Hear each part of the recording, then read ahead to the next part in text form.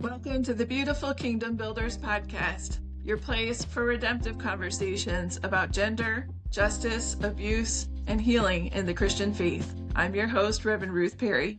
My guest today is the lovely Reverend Dr. Lisa Corry, who was working at Gordon College in the chapel office when myself and my brother Matthew, who I've invited to be here today as well, we were both part of the chapel cabinet as students. And so Lisa was our mentor. And I'm very excited to have you on today, Lisa.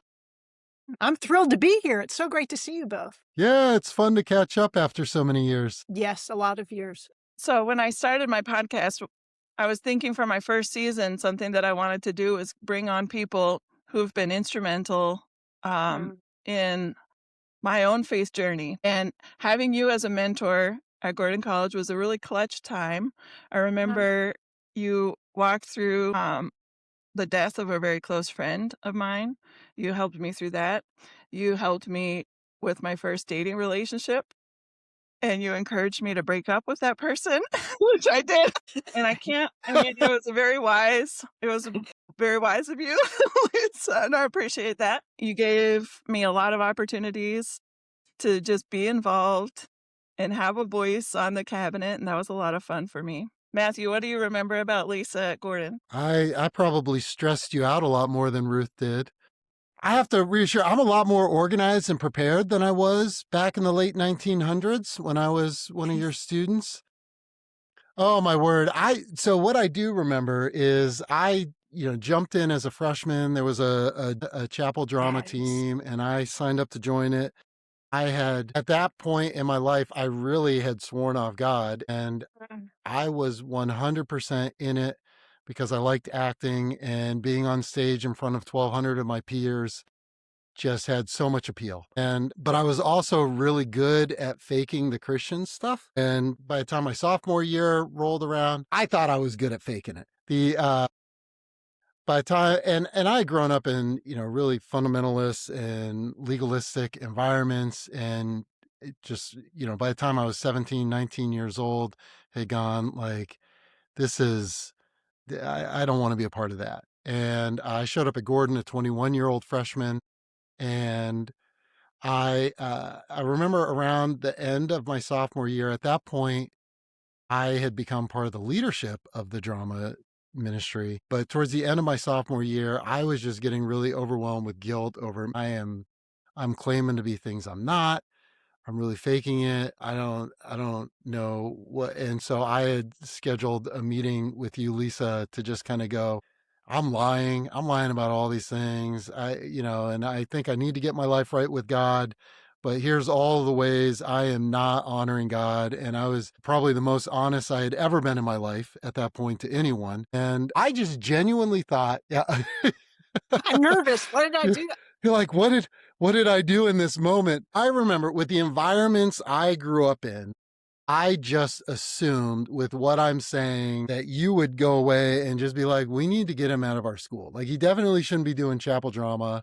He should probably be gone. Like, he's a failure and just such legalistic, harsh environments. And you, in that moment, just express all this love and grace and just were like, you actually seemed surprised when you realized I thought this was going to just kind of land me out of the school and out of everything. And instead, you really dialed in and mentor. And I'd already been kind of wrestling with this grace-filled approach to Christianity that Gordon College is modeling for real.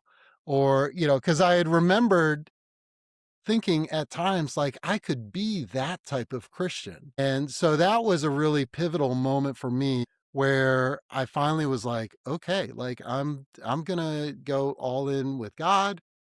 And my junior year of college, when you were kind of coaching and mentor, I had gotten rid of my TV, which was a big deal. I love movies. And I do remember that. I got rid of all of my secular. It wasn't even that some of it was bad. It was just like, I need to change how I focus on God. And so my junior year was probably the most spiritually intense growth period in my life. And I have given your response to me as an example to youth leaders that I've been training for the last 25 years of this is how we love students into faith and show grace. And so, yeah, you were a huge part of me turning back to God. And then a year or so later, when I started going, I think I'm actually like, I remembered being so embarrassed telling you, I think I might be called to be a youth pastor, not a high school teacher. And I was waiting for you to laugh at me and be like, this is great, because I grew up in environments that gave me very low self-confidence.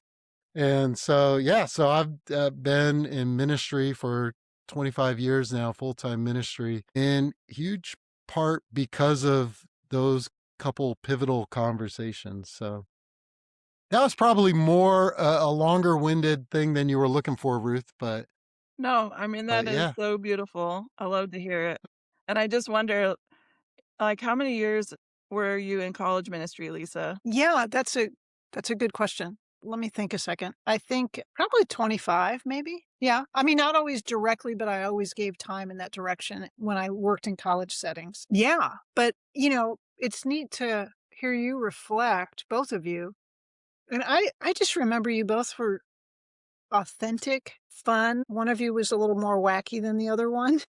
Which one? probably the one that landed in youth ministry and not the one pastoring 3 churches. And you both are leaders. You were leaders then and you're leaders now. I mean, it's really beautiful. And it's beautiful that, we're all a little bit older and we all have enough mileage to know that this life holds many lives. And you all are leaders contributing to the kingdom of God and the streams of your church. And golly, that's what it's about. That's great. I think something that inspires me about your ministry is just the non-anxious presence that you were to very angsty people at that stage of life. You were always just really calm, cool, and collected, and kind, and gracious. And I think it speaks to your trust in the power of the Holy Spirit to do the Holy Spirit's work.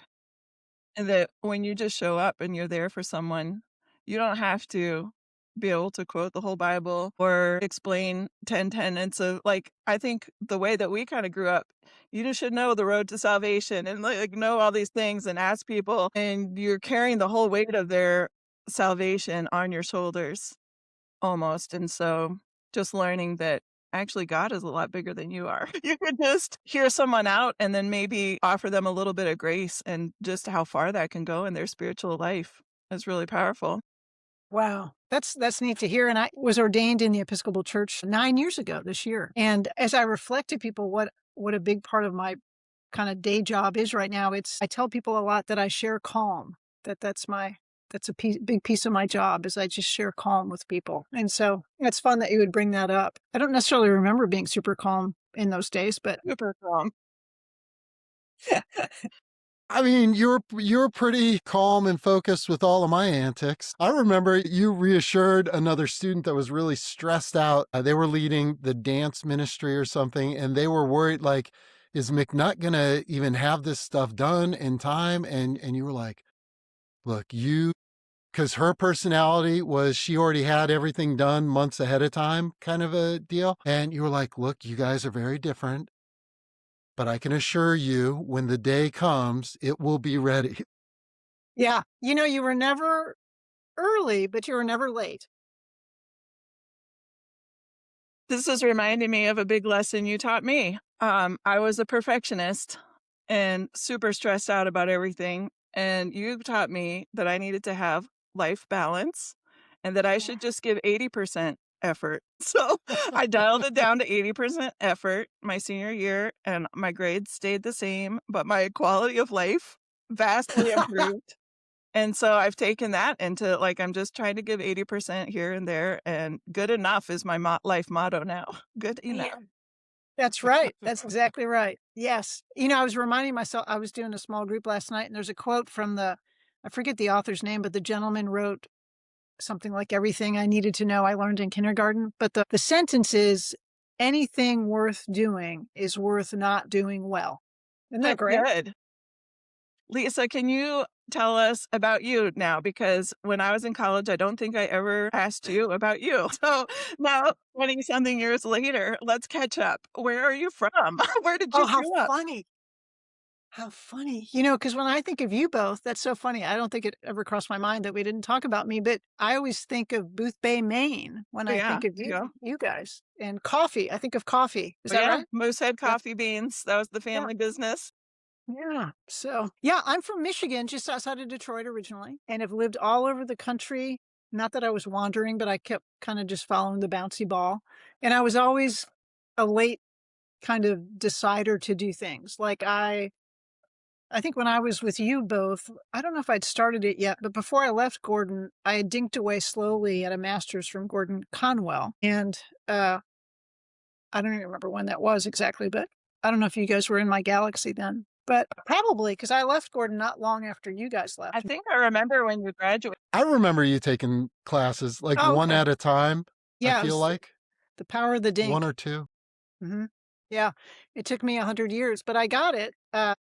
But I didn't even start that till I was probably 30, And then I have a doctorate also that I worked on and almost got kicked out because I took too long. But I did graduate.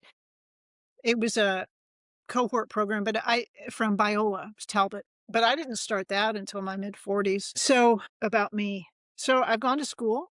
I've worked in higher ed, and I lived, actually, believe it or not, after I left Massachusetts, of all places. I probably surprised myself because I had to look at a map about where it was before I took the job.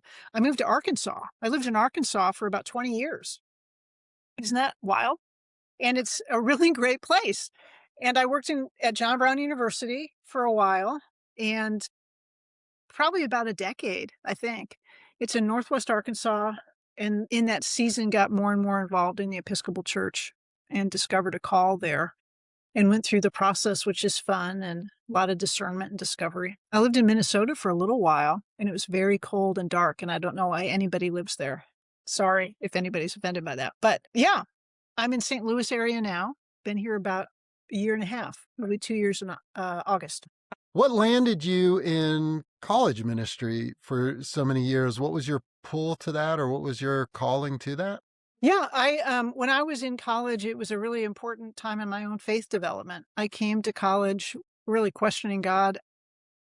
Almost got a scholarship to play basketball, and I hurt my knee my senior year of high school. And when that was taken away, I kind of crumbled a bit, as we do when we're 17 and something important is taken away. So I found myself at Michigan State as an undergrad and was really searching and stumbled into, through people on my floor, getting involved in Campus Crusade for Christ. And that was a real foundational experience for me for Bible study and learning about this personal relationship with God and all that meant, and the kingdom of God really helped me set in motion some values. And I think because that was such a significant time, after my undergrad, I went on staff with that organization for a little bit. I didn't really fit. It's pretty, not that I'm not conservative, but it's pretty conservative. And so after a few years, I slid out of there. But it was a great experience for me as a student and as a staff member. And then after that, I discovered there was this thing called Christian higher education. I'd never heard of it before. See, I'm really slow. I'm slow. But I got on that bus and I thought, oh my gosh, I can work and get paid and invest in college students. What a great idea. And so Gordon was my first stop in working in Christian higher ed. So I worked at like 3 different colleges, but since I'm talking with you today, I'll say you all are my favorite. Gordon's my favorite. Keeping that in. Okay, so I wanted to follow up. I had 2 questions initially. Number 1, what do people from Arkansas call themselves? Arkansasian? Like, what is that? Oh, it took me a long time to learn this. Arkansans. Arkansans. Okay, thank you. Yeah, because I used to call them Arkansinians. Yeah. Oh, yeah. Yeah, I That can see they that one feel too. like, Arkansans. Arkansans. Didn't Helpful. take off. All Yeah. right. And then my second question, I'm kind of cluing in that maybe you didn't grow up in church. Good listen. Good attentive listening. Yeah. Nominally Catholic. Grew up nominally Catholic, and I was confirmed in the Catholic Church, but it wasn't a center of my life where I think it was a practice, particularly of my mom's, but not necessarily a family system commitment. And so maybe even a little bit like you've described, Matthew, I think I probably had more fear of God than vision about a Christian life. So that took a while to undo and redo. And those college years for me are when that happened. So what would you say with 25 years in college ministry, what were kind of your key concerns or key passions when you were working with young people? What is your style of ministry, or what was your emphasis with young people in that stage of life? Yeah. Two things strike me. One is kind of you kind of inferred about this, Ruth. I think not a lot of people, particularly college age students at that time, and I've been out of that loop for a little bit, you know better than I do, but don't have people that sit across from them and look them in the eye and say, "How are you?" And so I think just expressing that care and not hurrying past that question and following wherever it goes without judgment does a lot inside a young person's deep places, I think. So that was a big piece, I think, was just that relational holding of space and being fully present to them. The other thing is in my doctorate, though, doctorates are hard, which you're aware of, Matthew. I think it's a terminal degree because it almost kills you, right? Yeah. But anyway, my dissertation, I went from a PhD to an EDD, so it's a Doctor of Education, because I stupidly or wisely picked a really hard dissertation, like dissertation chair, and I assumed he was keeping track of some things he wasn't, and he assumed I was keeping track of some things I wasn't, and then he was like, "You've got to either get out of this program and work on your own and reapply, or change to an EDD." And I was like, "I'm going to change to an EDD. I can't keep doing this. I got to stop this hamster wheel." But anyway, my dissertation, the title of it is something like, and it's funny, I can't remember it because it was so much a part of my life, but it's something like, because it's like an inch wide and 100 miles deep, spirituality development in women in the college years. And so it had to get that deep, but my research didn't start that deep. You just kind of find your way. But the thing I discovered in that, what I ended up doing was intertwining spirituality development in the college years with identity development, like connecting theology and social science theory. And then I also discovered, and this was not even just Christian, it was just spirituality. I was trying to be wide.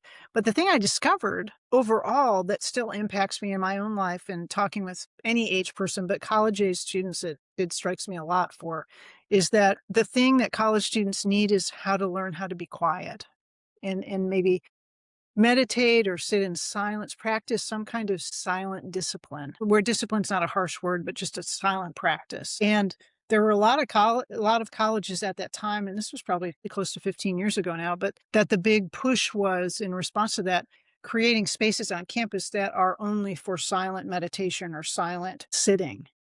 And that just really was interesting to me. There was a room in the chapel office designated for prayer, and I remember you would send me there on occasion with the notepad to contemplate something in conversation with God. So you were doing that even then before your doctorate. Yeah. And it wasn't a timeout. It wasn't. No. That's how I'm interpreting it, because as I recall, I did not get sent there. So I might have been the better. That's great. Well, it's actually, so this in particular, it was when I was having my first dating relationship. And as a conditioned good girl in the Christian faith, something that I just couldn't do was imagine that that God had a calling on my life. And I didn't know how to say no to anybody. And so every time I would talk with you and you would ask me about my relationship, and I would talk about what my goals were. We had already talked about what I wanted to do after college, which was go to seminary. And then we'd talk about this relationship where he didn't think I should go to seminary. And you'd be like, "So why are you dating this person?" Yeah, so I definitely have had people ask me, what do I want to do in my life? But you were like, prioritize that. Yeah, because you can make decisions to move in the direction. Yeah. Yeah. And remind me your husband's first name. Logan. Because I remember when you met him. I remember when you guys started going out. Yeah. Yeah. I do too. Well, I remember when you and your wife started going out too. So Yeah. nice. So what about the Episcopal denomination, what about their beliefs and their tradition do you love? Yeah, gosh. When I was in Massachusetts, I was kind of dabbling in going to the Episcopal Church a bit. But the center of my galaxy was always where I was working, is where I would give kind of my free time for ministry. And then in Minnesota and in Arkansas, I began to get more involved in the church. And I hit this moment, and I don't know what predicated or, made it pop for me, but I hit this moment where I was like, I think I want to move. I was working in the co-curricular, teaching part-time in the Bible department, but also doing some small group spiritual formation oversight on campus. But I was giving more time than that. And I thought, well, I think what I want to do is start giving my extra time to the church. And so I started getting more involved in the Episcopal Church. But what drew me to it was, from my Catholic upbringing, the liturgy is really similar. And when I first started going, there was something about having this meaning of this personal relationship that was pretty vibrant with the action and participation in the liturgy. And that was somehow put me together. And so I was really drawn to that. And then I think too, Episcopals are really good at two things. They're good at accepting everybody, and they're good at agreeing to disagree, while also being high critical thinkers as a generalization. So those are kind of a few of the things that drew me in. I don't know if you guys are familiar with the Episcopal Church. Was that in South Hamilton? Was that an Episcopal church? Yeah. That I would go for their special services. And I think the reason I found them was because you had them come for Ash Wednesday. Yeah. That was the very first time I had ever received the imposition of ashes. Wow. Okay. Yeah. Yeah. Meaningful stuff. Mm-hmm. Yeah. And the Episcopals are good because they don't, they're really good at marking time. So the colors change, liturgical seasons. So you always know where you are. You don't you don't have to wonder what's happening. And they're good at remembering. And we need to keep reminding ourselves of reality. I know I do. Yeah. What was the transition like for you going from full-time ministry in college to college students to full-time ministry in the Episcopal Church? Or your focus shifting in that way? Yeah. What's interesting at first, what's really surprised me was that people are just people, and so somebody who's 21 or 19 is the same in so many ways as somebody who's 80, as somebody who's 4, right? You just have to know your audience well enough to communicate in the way they can hear.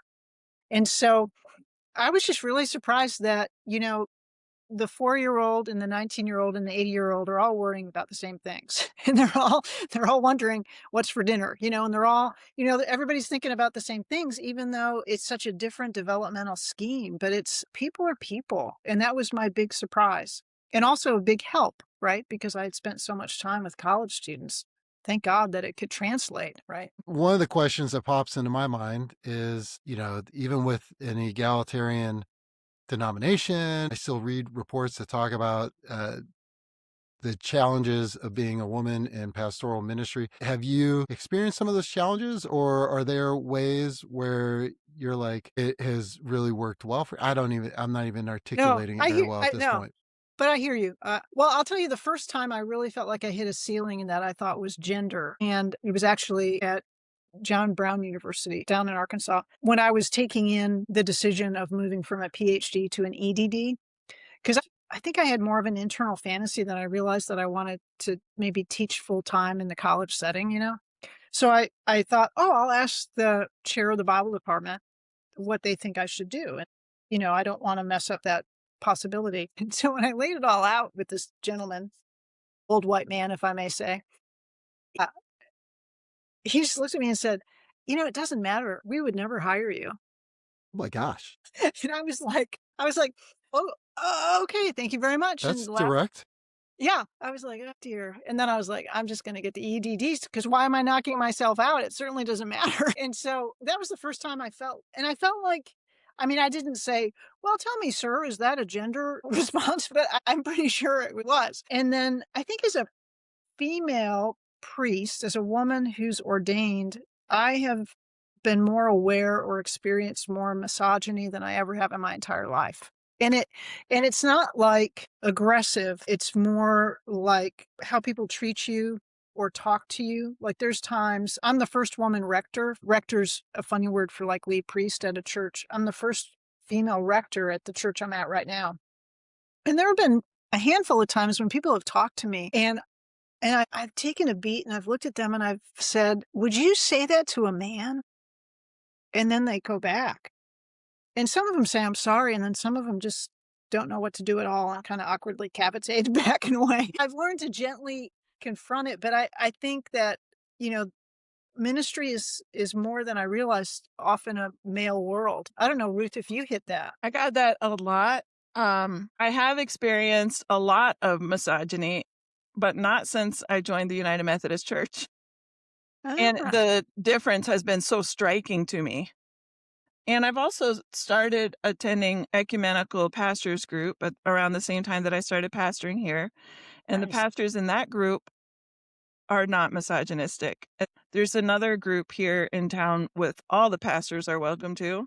And I just don't go to that one because I don't want to deal with it. But I am really enjoying just my parishioners. I've had a lot of women. And so it's normal to them. And they just always call me pastor. And they just always refer to me with so much respect. And it's just been really lovely. And so I've had 3 years of no misogyny. There you go. Yeah. And I don't mean to just be negative, because it's wonderful. And I feel like I've landed in my call that took me about 50 years to discover, but there's pockets of it. That's probably the thing that's been difficult. So the pockets. And part of me wonders, as you were talking, Ruth, because of where we grew up, where the woman wouldn't be allowed, like it would be a question of whether or not a woman could teach in Sunday school, let alone be a pastor. Part of me wonders if growing up where it was so blatant, because there are women in Methodist churches that will still talk about the challenges they experience as opposed to the men, but where it's so much less so than what we grew up with. Yeah, it's been striking. Not that I'm trying to, Ruth, could you please find No, some I'm examples having the universal United Methodist misogyny? experience, Matthew. I speak for all United Methodists. I mean, you're in the South. My town is primarily Southern Baptist. Oh, okay. Or Independent Baptist, and all the little Independent Baptists that have fought with each other and broken up with each other. Dear. So, Virginia's an interesting state. They're interesting people. Yeah, it is. It has been very interesting. Yeah. Perrys are beautiful. weird people in Virginia. Yeah, the Perrys.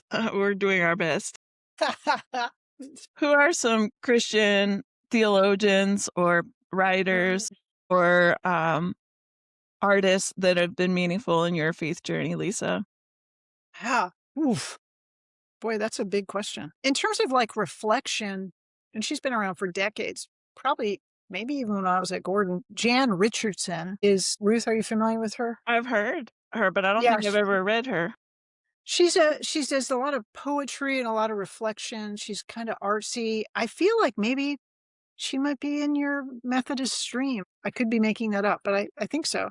But she's been significant to just kind of help facilitate thoughtful reflection and take in big spiritual truths. So she's really great. C.S. Lewis is always just fantastic. There's a guy, I forget where he's out of, but he's done some commentaries, D.A. Carson. I appreciate the way he writes and his thoughtfulness and fidelity to scripture and what it's trying to say and how and why. I think most recently, not everybody's a theologian that helps me, There was a poet laureate from Colorado who died recently, Andrea Gibson, and they have some poetry that is just phenomenal about the hardship and angst of life, but this landing that they've done in hope, which is just beautiful to sit with. So those are what come to mind off the top of my head. Yeah. How about you guys? Am I allowed to ask you that? Yeah. Matthew, you first. Come on. Shoot. I would have to, I read. It's a hard question. I know. I read a ton of stuff. I really love anything N.T. Wright writes. He's good. The Carolyn Custis James has written some really cool stuff that I've appreciated. I went through a phase where I was reading everything by Pete Enns, which was kind of fun and challenging some of my thoughts. But yeah, I have a ton of favorite Yeah, authors.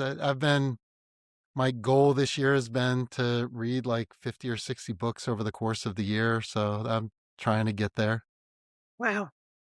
It is funny because all three of us probably read a lot of Christian stuff all the time, right? Yeah. How about you, Ruth? Yeah. Yeah, I think that's my problem is I kind of snack That's great. and Oh, I'm well, not it's a great image. like some people they'll like I've read all the books of this one person. I'm like, "Oh wow, I've read one book and then I've moved on." Although I have all of the Brené Brown books and I have Nice. one in the mail that I realized I hadn't read it yet. So, I think That's that great. may be the only person that I've like really kept up with all her work. And Wow. Lisa Sharon Harper, her book, The Very Good Gospel, was really impactful to me. And so I'm reading her book, Fortune, right now. And I'm hoping that she'll come. I'm going to invite her to come on and talk with me. I hope she will. I think those two have been probably more influential than others. That's great. Do you have spiritual practices that nourish you in particular, Lisa? Nice. Yeah, I do actually. There's the one isn't, which I kind of brought up before, is that idea of kind of silence, sitting in silence. There's a practice it's kind of like silent meditation, but it's a little more, it's got some parameters to it that are helpful. It's called centering prayer. Have you guys heard of that? So in centering prayer, you sit in silence, and it's about just letting go of thoughts. And so even if you're busy the whole time, just letting go, at least you're letting go, right? So you can't fail. You just have to show up. So I think sitting in silence and seeking the silence of silence every day helps me know what's going on in my own soul, but it also helps me get rid of the things that are between me and God, So that is probably a personal practice that most days of the week for probably a couple of decades that I think has been really transformative for me. The other one might sound a little more odd, but it's yoga. I do yoga. And during the pandemic, I did this online training to be a yoga instructor because I wanted to learn about yoga. And so it's just a personal practice. A lot of people do it kind of in classes and socially, but I find it kind of magical. Our bodies and minds and well-being are also connected. It just kind of helps put me together or take me apart, depending. So those are the two. I think strangely, those are the two things that come to mind. How about you guys? Matthew. Honestly, playing the piano is a spiritual practice for me. I often will play through the hymnal or I'll hear a song that speaks to me. I can't play without music, so I'll have to find the music online and then print it out, and I'll just play like one song for a while Nice. and just sing it to the Lord. And that is probably the one spiritual practice that I have that really fills me up. And then I think my problem is being quiet. And so I'm taking note, Lisa, that I need to turn things off because I'm just constantly scrolling or reading or listening to podcasts, and I do not practice quiet. I'm in the car, I'm either listening to a podcast or some music. So, yeah, I'm taking note. Thank you for that. Yeah. Yeah, as your brother, I would say I've never thought of you as quiet. This No. is I think for me when I'm able to isolate myself and relax, like it's hard for me to settle down and relax and just be, which is what you were always telling me to do way back then. You were even like Qui-Gon Jinn is saying, just be present, like be like Qui-Gon Jinn. Trying to speak my language back in the day. Didn't help. Writing is where I get a lot of my energy and excitement. And so just trying to find ways to write and create about faith has been a good exercise for me as well It's great. to dial in. Nice. One of my questions, because of our background growing up evangelical, something that I've realized is that it had never even occurred to me to try a mainline denomination. Even though in college I was a music major taking theology of worship classes and in seminary too, and they would send us to all kinds of services. And so I've experienced a lot, but it never occurred to me to join a church that wasn't evangelical. I think now where we are culturally in America, a lot of people are kind of disillusioned with the evangelical church. and they're feeling lost. And so what would you say that a mainline denomination like the Episcopal Church has to offer to someone who's rethinking the way that they've grown up? Yeah. I'm trying to think, there's some faces from church that actually go through my mind here where I am now. And I think that, it's kind of like everybody's the same thing, that thing I told you before, you can be 19 or 35 and have 2 small kids, but that everything's okay and you can rest here and you can relax here. And we don't have a big to-do list for you to do this right. I think that when people know that they're just accepted and that there's no plumb line that they have to make sure that they hold to, they can be loved in a direction that doesn't overwhelm them with heavy weight. Yeah, but I agree with you that, churches are not, Christianity's got not a great reputation right now. And I would say, I was thinking about this briefly while I was walking my dog this morning, who's not barking at all. Such a And is good right dog. there. I'm just kidding. But anyway, I was thinking about how we share a bit of a similarity in that, I really grew in my faith and was exposed to Christianity through Campus Crusade for Christ. And then in the Christian higher ed piece of contributing to faith outside of the church. And you all had the missionary background and I think some missionary thought that was so deep within you for kind of parachurch kind of things that for all of us, there's a degree that it's certainly, why would it cross our minds? But then we have this sometimes awful history, but a great history. The church is a beautiful thing. And so why would we do anything else but find a church? It's interesting how it's the last thing and not the first. Lisa, thank you so much for coming on the podcast today. I just want to, before you go, I want to tell you, just thank you for being a person who met me where I was in my spiritual journey and gave me really wise advice and a lot of grace and kindness and also opportunities to imagine what I could do to serve the Lord. You gave me my position as the student director of ministries. I don't know if you remember that, but I was I do. discipling other students, and that was really impactful as well. And so your ministry to me means so much to me, and I want to thank you, Lisa. Well, I'm so grateful for you both. Goodness. And available to you. I know it's been 100 years, but if I can support you guys at all, I'm here. No, I think for me, it's a lot of the similar sentiments as Ruth. You were a huge part of me coming back to faith and for me feeling empowered to go into ministry full time. And I must have been a headache at times to deal with in the chapel ministry, but that was such a special, special season in my life. So thank you. God has given her extra blessings for ministering to you. No, you were not. You guys Lisa, are great. Do you want to have the last word before we sign off? I'll just say that what's so great is because of the relationship we've had that we can just pick up. And I'm so happy and it's so normal to talk with you both. Feels like we're in that windowless office I had in the chapel. So thank you. Thanks for thinking of me. It's great to be together. Thank you. This was awesome. Thank you so much, Lisa. God bless you. God bless you. You guys take care. All right. Thanks for listening to the Beautiful Kingdom Builders podcast. If today's episode encouraged you or sparked something new, please share it with a friend and take a moment to subscribe or leave a review. It truly helps. You can keep the conversation going on thebeautifulkingdombuilders.com or find us on your favorite social media platform. I'd love to hear your thoughts and questions. I'm Reverend Ruth Perry. Thanks for joining me, and may grace and peace go with you this week.